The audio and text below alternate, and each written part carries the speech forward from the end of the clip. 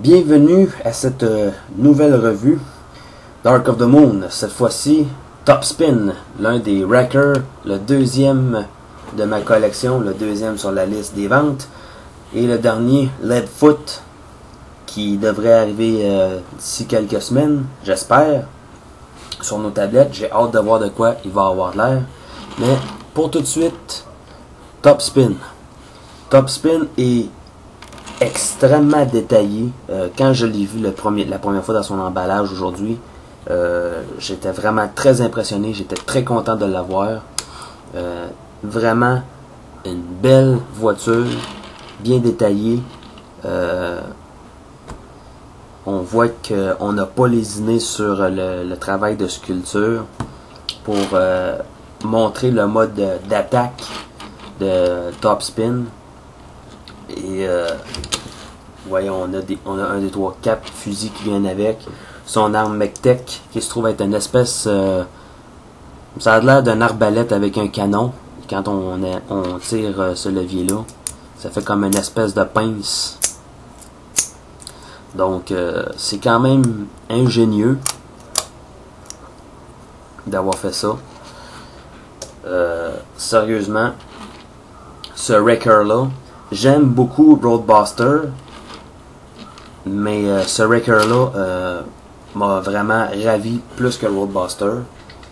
Roadbuster, qui est la Amp, la Chevrolet Impala. Roadbuster est toujours bien beau, là. Très beau, un très bon robot, ça je vous le dis tout de suite, là. Je le répète. Mais Top Spin m'a énormément impressionné par le souci du détail qu'on a fait. Je vais retirer les fusils. Et on peut se servir des supports des fusils pour mettre des MechTech si on veut. Donc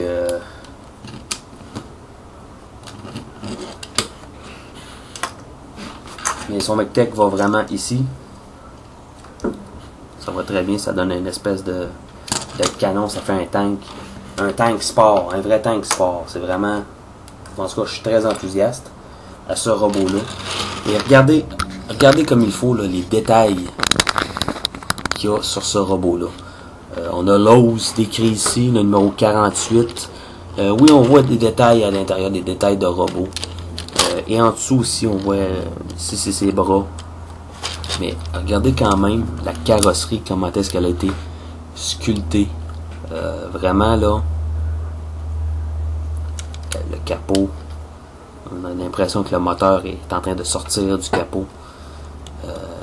On a tout ça ici sur le dessus. Donc vraiment une belle réussite en mode voiture. J'adore. Même les roues, si on remarque les roues, regardez bien les roues. On a un paquet de rivets sur les roues. C'est vraiment un gros travail de sculpture qu'on a fait sur ce jouet-là. On n'a vraiment pas lésiné là-dessus.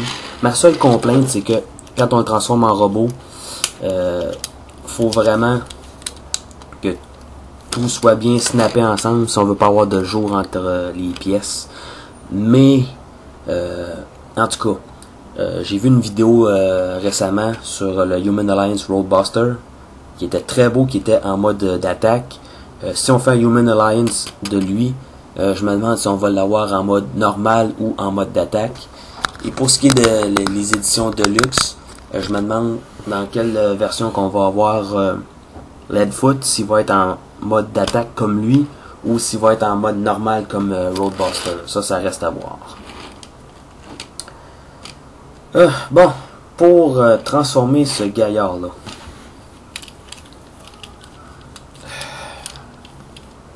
attendez un tout petit peu.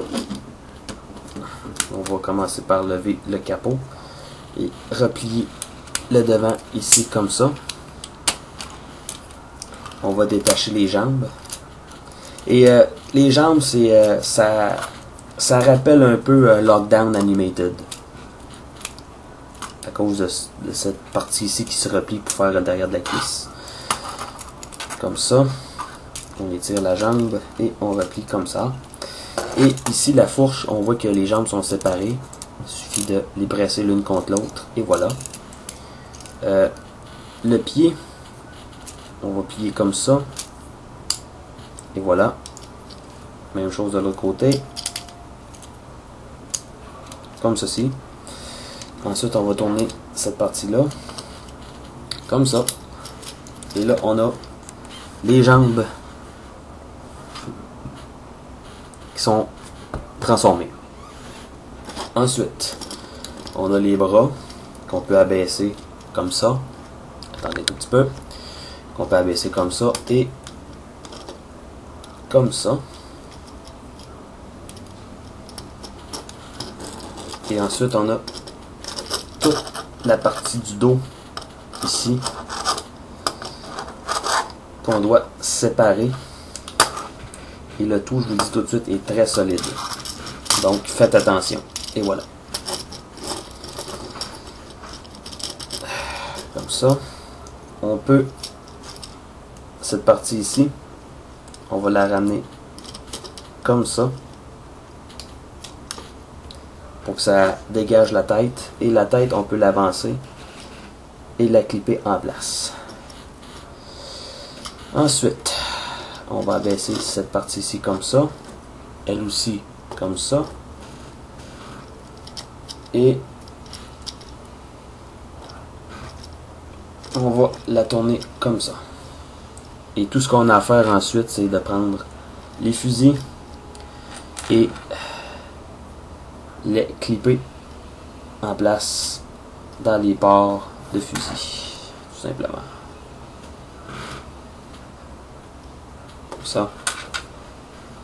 Et comme ça.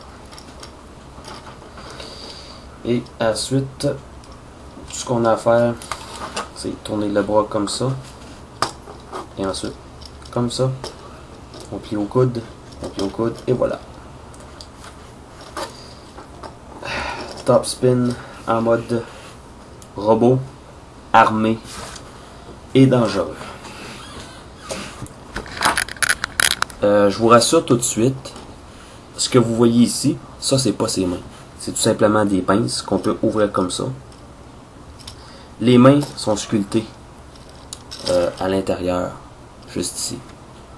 Donc, Top Spin aurait des armes en pince. Donc, c'est bien fait. Encore une fois, tout le sculptage qu'on a fait pour faire les détails sur la voiture, c'est vraiment bien transféré sur le robot lui-même. Beaucoup de détails, on voit ça, son torse ici, comment c'est bien détaillé. Son visage, on va faire un petit focus. Et voilà. On a du light piping et le light piping est beaucoup plus efficace que sur celui de Sideswipe ou Jolt. Bon, ok, on a des cheveux chaque côté. Habituellement, sur l'image, les cheveux sont peints en bleu, là, sont en gris, mais bon. On regarde les travaux de sculpture qu'on a fait. Ça, c'est son torse, les mains, ici, les jambes. Vraiment, un excellent robot. Je peux vous le dire tout de suite. Si vous avez un seul wrecker à acheter,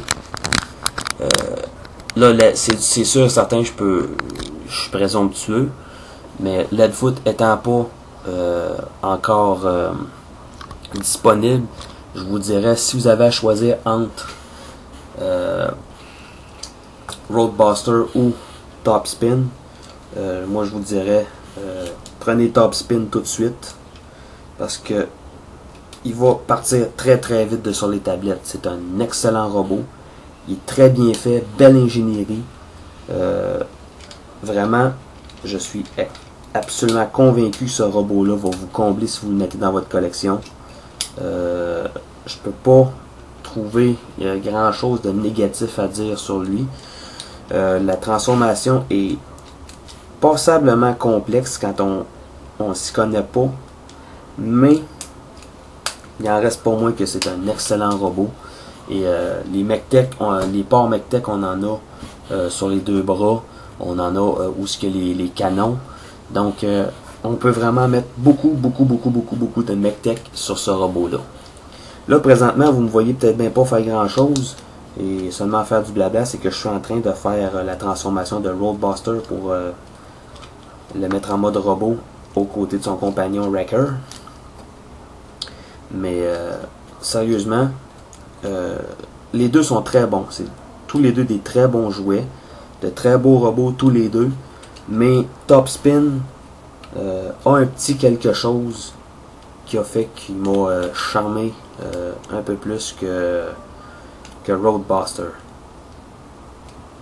Et j'achève la transformation de Roadbuster, ce sera pas long. Ce sera pas long. Ce qui est plaisant avec les Wreckers, c'est que c'est des robots qui ont une allure particulière, mais qui tombent pas dans le grotesque. Au contraire de Skids et de Mudflap, qui ont des visages assez spéciaux et qui ont des bras démesurés d'un côté et ridiculement petits de l'autre. Donc, sérieusement, vraiment, les Wreckers sont vraiment très bien réalisés. Donc, j'ai très hâte de voir ce à quoi Leadfoot va avoir l'air. Et là, on a Roadbuster et on voit que Top Spin au niveau de la tête est un petit peu plus grand que Roadbuster. Donc, une belle paire de robots, vraiment. Une belle faction. Michael Bay, je ne sais pas si c'est Michael Bay ou si c'est tout simplement le Hasbro ou encore le scripteur du film qui a eu l'idée de mettre les Wreckers dans le film. Mais sérieusement, une très bonne idée. J'espère sincèrement que Leadfoot va être du même niveau de qualité que Top Spin et Roadbuster. Et sérieusement, là, celui-ci, là, A1, chapeau. Je vous dirais que c'est à date, en dépit du fait que j'aime beaucoup Roadbuster, que j'aime beaucoup Sideswipe, que j'aime beaucoup Barricade, que j'aime bien Bumblebee et que j'aime bien Crankcase et Skids, je vous dirais que le meilleur Deluxe à date que j'ai, personnellement, que je trouve, c'est Top Spin. Pour ce qui est des articulations, on va finir avec ça. Pour ce qui est des articulations, bon, la tête est sur un ball joint, donc vers le bas, vers le haut, de gauche à droite. Les bras sont sur ball joint, donc tourne à 360 degrés. Et le fait qu'on ait aussi l'articulation pour la transformation, on a une autre articulation ici qu'on peut servir. L'articulation qui est au niveau de l'épaule permet une rotation à 360 degrés, mais est très serrée et plus souvent qu'autrement, le bras se détache. Mais c'est pas quelque chose de grave. Le coude se plie très bien. Bon, les pinces sont fonctionnelles. Une articulation à la taille. Les jambes vers l'extérieur, d'avant en arrière. Le genou, l'articulation du genou, c'est celle-ci et non pas celle-là. C'est bien celle du bas, comme ça. Et on a le pied qui est articulé sur un ball joint qui peut être positionné comme ça, mais également de côté, comme ça. Donc, beaucoup de possibilités de positionnement aussi pour Top Spin. Donc, vraiment, aujourd'hui, j'ai fait une belle radia. J'ai eu de beaux jouets. Le seul qui m'a vraiment déçu un peu, c'est Jolt. Mais pour ce qui est du reste, de très beaux jouets et Top Spin, tops them all, on va dire. Ils les surpassent tous. Donc, je le répète encore une fois, Top Spin, c'est un must. Il faut vraiment l'avoir dans votre collection. Très beau, bien réalisé, belle ingénierie, solide. Donc, allez-y. Si vous voulez attendre les Human Alliance, parfait pour vous. Mais les Deluxe, d'après mon expérience, les Deluxe sont parfaits. Ou presque. Donc, je vous souhaite une bonne fin de journée et j'espère que mes revues vous auront plu. À la prochaine.